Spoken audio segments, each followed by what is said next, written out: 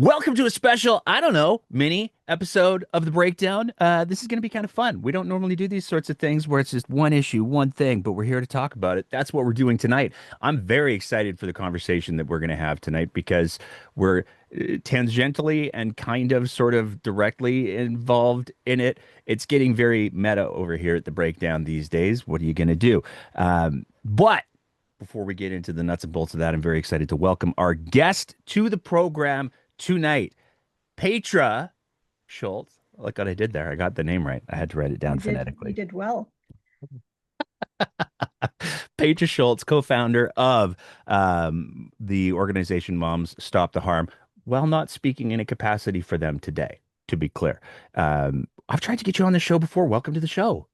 Yeah, thank you. Really excited to be here.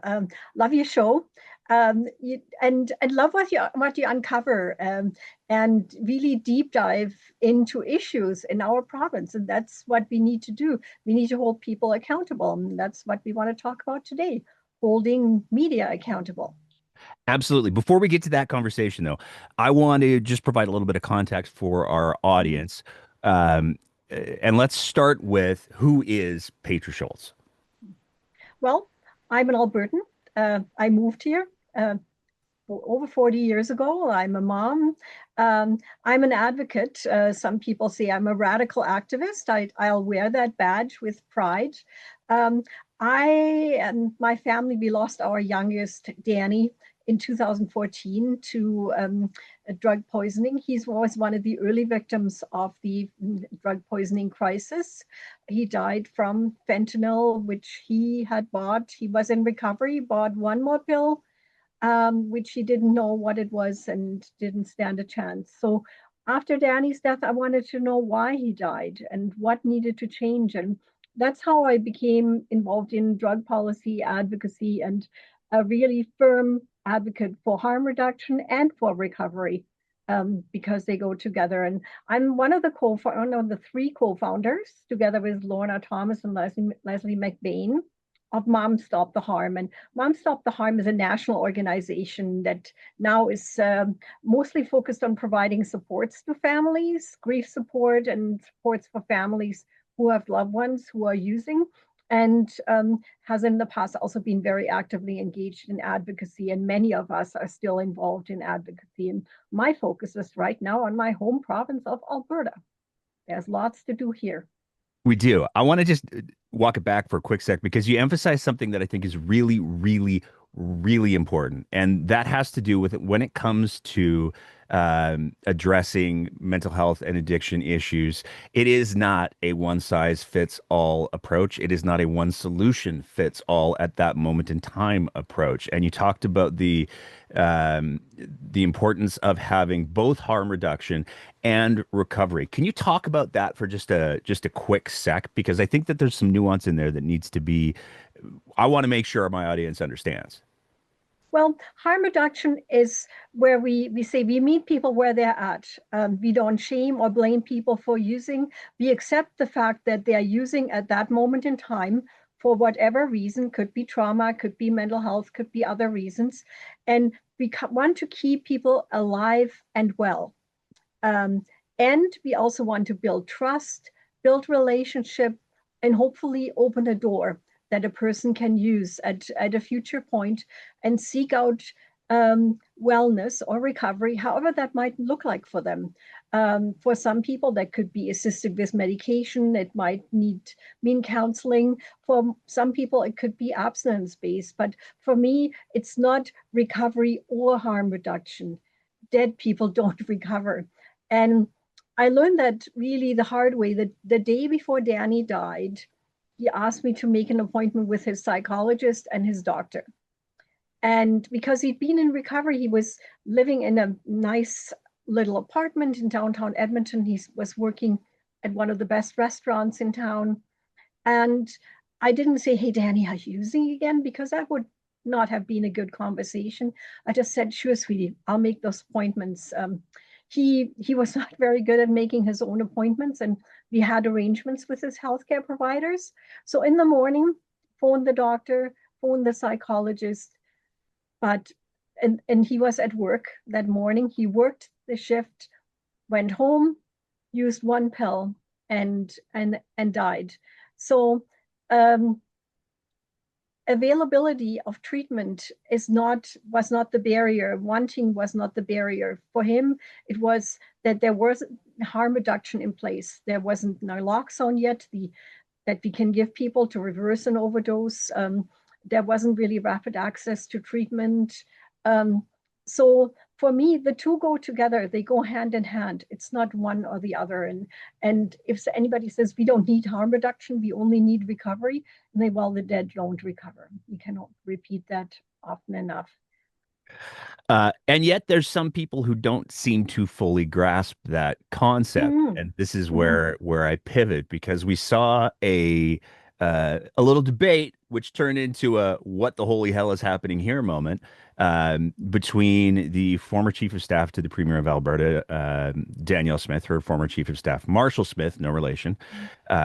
He wrote an op-ed or opinion piece in the Calgary Herald where he endorsed the view of several municipal candidates and endorsed a pilot project to pursue more policing options to get people forcibly off the street if they're using drugs as long as they're not alcohol because that's still cool.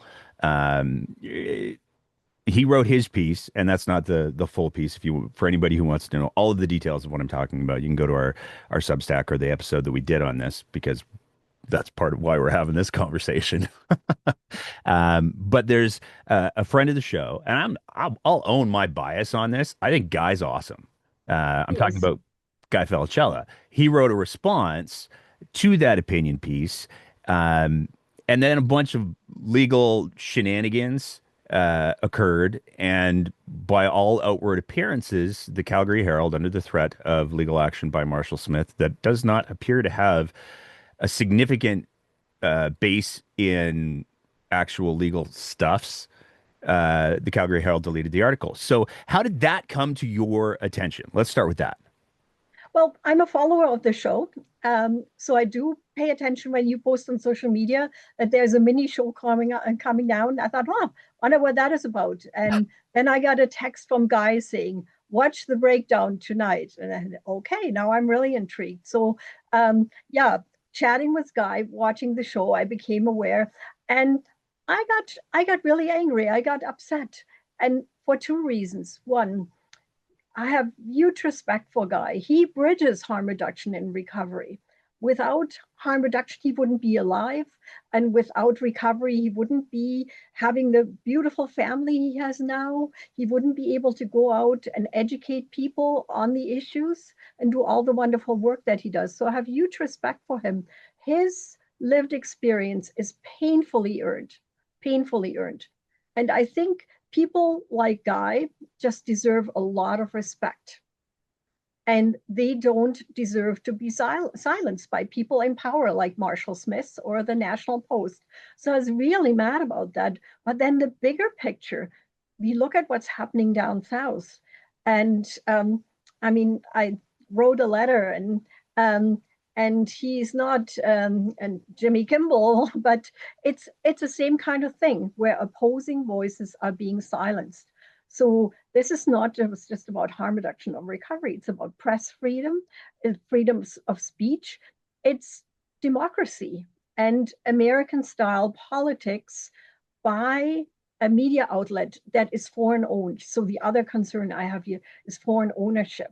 So there are a number of issues that are just converging. And I was chatting with some friends and said, well, we should write a letter, not that letter changes things big time, but it raises awareness.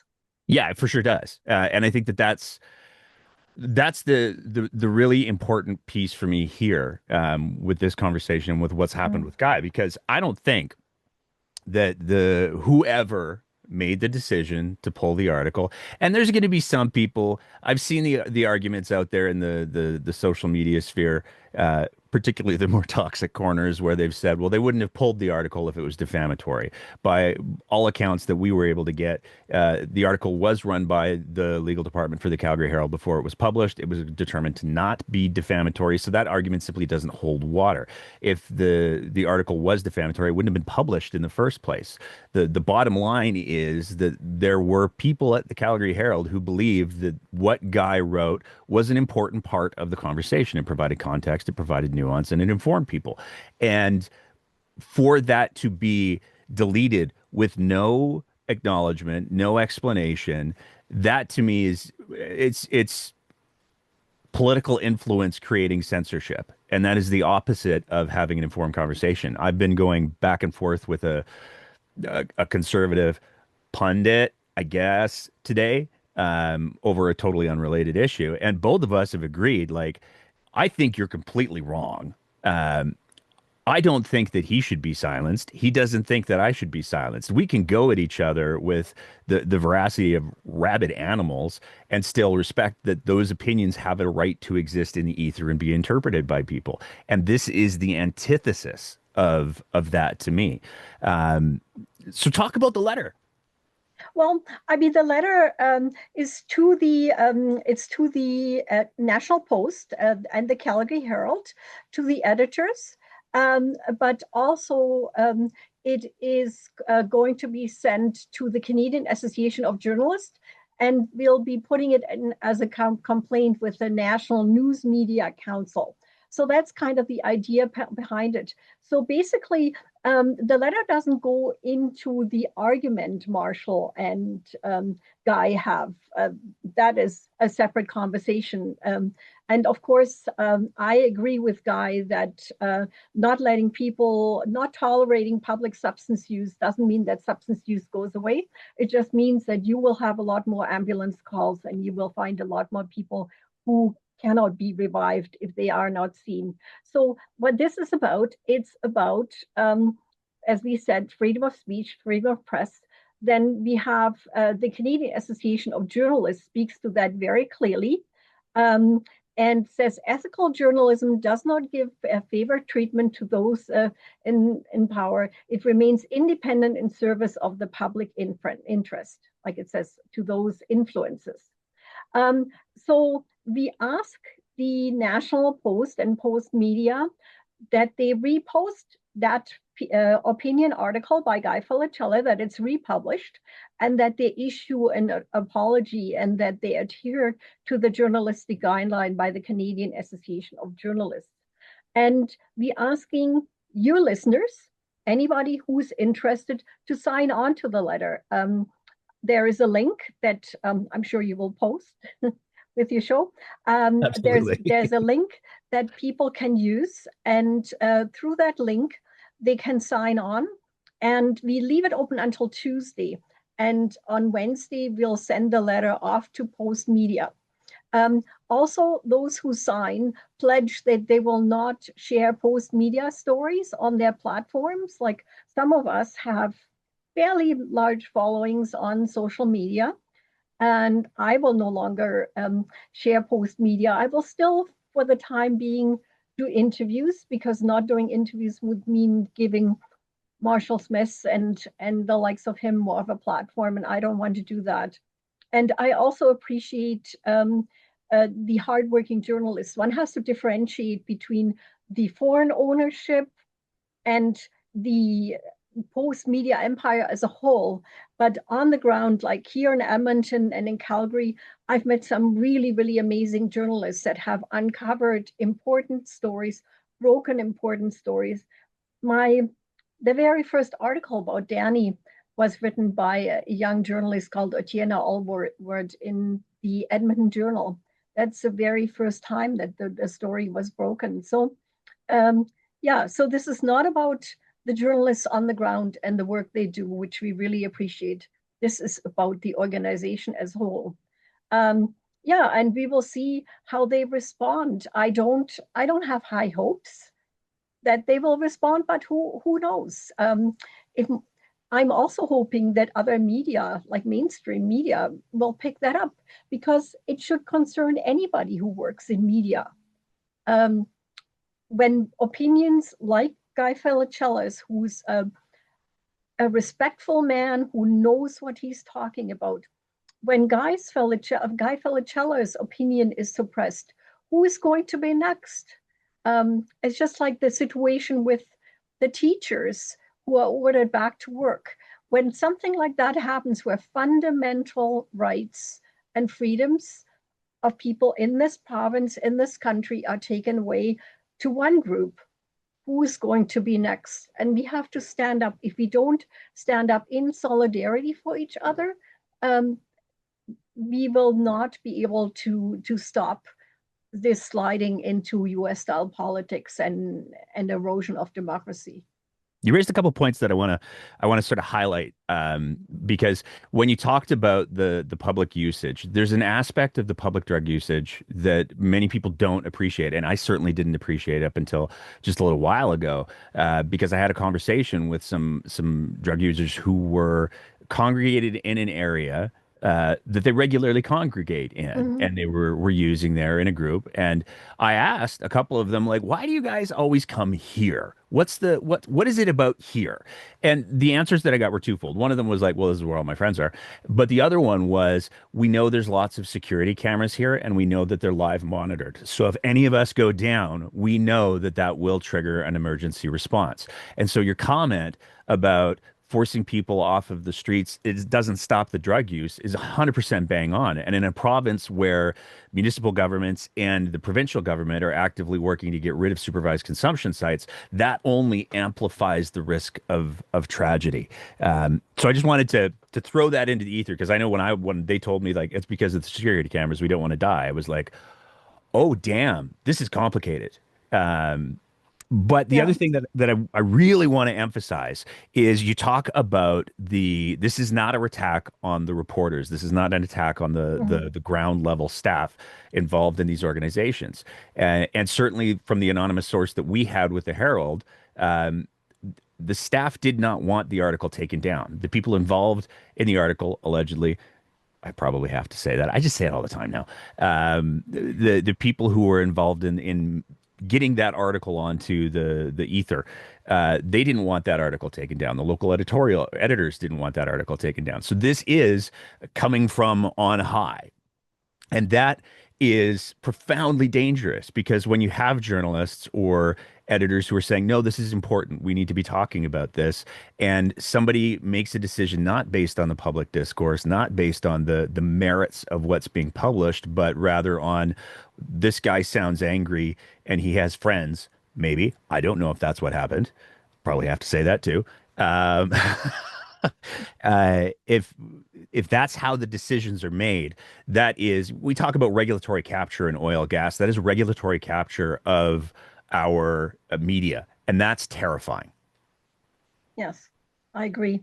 And that's why it is so important that lots of people know about it, um, that hopefully your audience will help us make go this story, have this story go bigger, sign on, support this letter. And we have to let the likes of Post Media know that we are not going to take their BS. Also, if there is still somebody out there who has a subscription, maybe they could consider canceling that subscription and letting them know why they're canceling, that they don't want to subscribe to a paper that doesn't allow freedom of speech and freedom of the press. We should not. Voting with our wallet is one way that Americans have noticed that we are not going there. But we are still consuming way too much of their digital media, and then bringing that kind of into the consciousness is important. Yeah, no, I think it's fantastic, and absolutely, we'll be spamming that link through all of our socials Good. for the next 2 or 3 days at least, up until Yeah. Tuesday morning, I guess. Yeah. And I have no problem saying, I mean, obviously, there are some things just by nature of the work that the breakdown does, where local reporters in Alberta who work for Post Media or affiliated organizations. Are doing things that are really important to the conversation on Alberta politics, and we will still be sharing those individual stories. We don't have a subscription, and I have no problem saying I signed the letter because uh, it is the erosion of the quality of our local journalism is something that I haven't seen. Here's the thing: I haven't seen a single journalist say, hey, local journalism's doing great, no concerns here. I just haven't Hmm. seen that. And so this is a concrete, it appears to be a concrete example of, and this is how it happens. This is how local journalism gets a pillow held over its head for too long. And I think that it's so important that that people push back. So thank you so much for taking this on. Is there anything else you want people to hear? Is there anything else you want people to know? I want people to know that things are there. There's a lot of intersection. We have a lot. We have so many issues thrown at us in this province, but where they all intersect is that we have a right to speak, that we have a right to healthcare, we have a right to education, we have a right to life, and we have to be in solidarity. The different movements, the labor movements, those of us fighting for harm reduction, people who are fighting for trans kids. These fights, they're all the same. They're against an oppressive government that will wants to take basic rights away. So go out and support each other. I was at a rally against age cuts, another issue that is important to me because a lot of people who use substances are also on age, and my oldest is on age. So I was at the age rally, and the kids were still there from the teacher rally, the high school students, and they said, "Hey, what's this about? We're going to stay." And they learned about it, and they were all excited, and they were boisterous, and we had. Yeah, a much bigger age rally than we would have had otherwise. So solidarity is what I'm calling for. Stand by each other, go out, support other people's causes. They will come and support yours. 100%. And I've said before on the show that that's probably one of the biggest weaknesses of progressives, is that we tend to go, this is my issue. And if you don't align perfectly with all of my views, I'm not going to support your issue.